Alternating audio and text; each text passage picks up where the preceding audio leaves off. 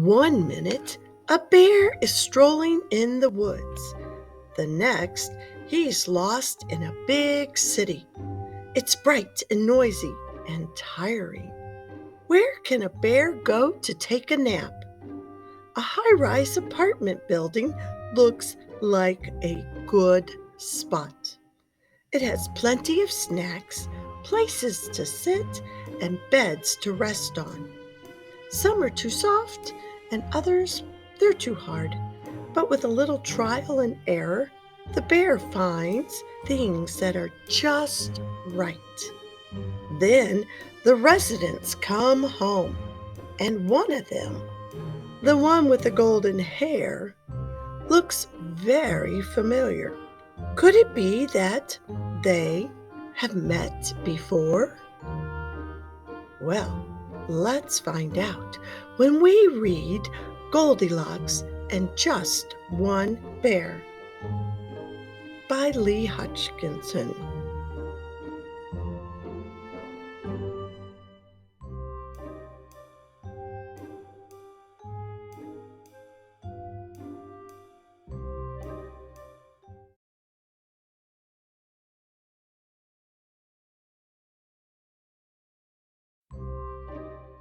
Once upon a time, there was this bear.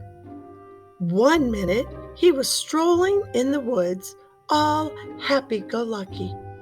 The next minute, he didn't have a crumb of a clue where he was. He was one completely lost bear. The bear didn't much like this place. Too many bright lights and not enough twigs. Too much loud wonking and beeping and not nearly enough owl hooting. The bear was also a teeny bit scared, and his furry legs were slightly wobbly. Maybe the thing to do, said the bear, looking around, is to pop into Snooty Towers and get away from this terrible racket. But the revolving door at Snooty Towers made the bear dizzy, and being dizzy with wobbly legs was bad news. What the bear needed was a little rest. A little rest somewhere would definitely make things right. The bear peeked through a door and thought how very pleasant it was up here. Not nasty and noisy like down there, said the bear. Just the place for a little rest. All that whooshy traveling was certainly a hungry business, so before his little rest, a little porridge seemed like a good idea. This porridge is too soggy. This porridge is too crunchy. This porridge is a bit on the dry side, but it's better than nothing. Now the bear was ready for his little rest. This chair is too ouchy. This chair is too noisy. This chair is just right. A little rest is nice, but what the bear needed to really feel like himself again was a good old-fashioned nap in a comfy bed. This bed is too frothy. This bed is too pink. This bed is just right. And soon he nodded off. The bear dreamed of crunching through leaves. The bear dreamed of puttering around in his slippers? The bear dreamed of a voice shouting very, very loudly, "Somebody has been eating from my fishbowl," said the daddy person. "Somebody has been eating my dear little pumpkin's kitty nibbles," said the mommy person. "And somebody has been eating my toast," said the little person, and they've eaten it all up. Unfortunately, the bear was not dreaming at all. He was wide awake and back in real life again.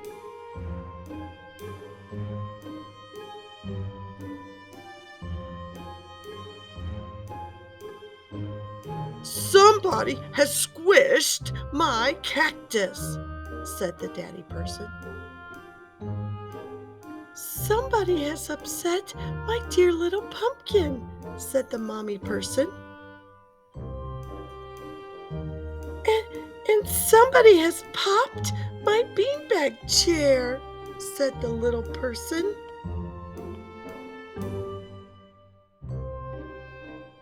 "Somebody has been sleeping in my bath," said the daddy person. "Somebody has been sleeping in my bed," said the mommy person.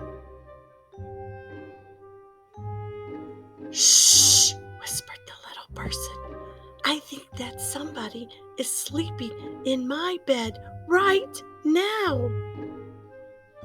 The bear peeked from under the covers to see a daddy person, a mommy person, and a little person standing right there.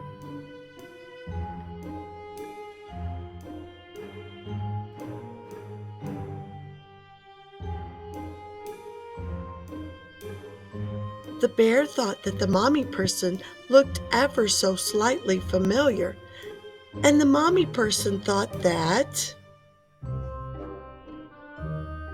gobbling other people's breakfast, breaking other people's stuff, and snoozing in other people's beds seemed ever so slightly familiar too. And it was.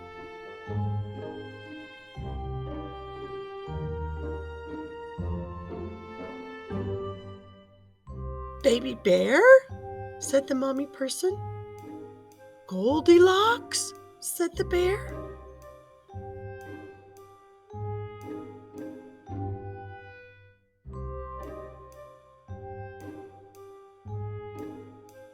They hadn't seen each other in ages. "Porridge?" asked Goldilocks. The bear nodded. So Goldilocks cooked up a big bowl and plunked it in front of him. It was not too hot, it was not too cold, it was just right. It made the bear almost forget about that once upon a time when Goldilocks had behaved so badly. This little bear would never dream of doing anything like that.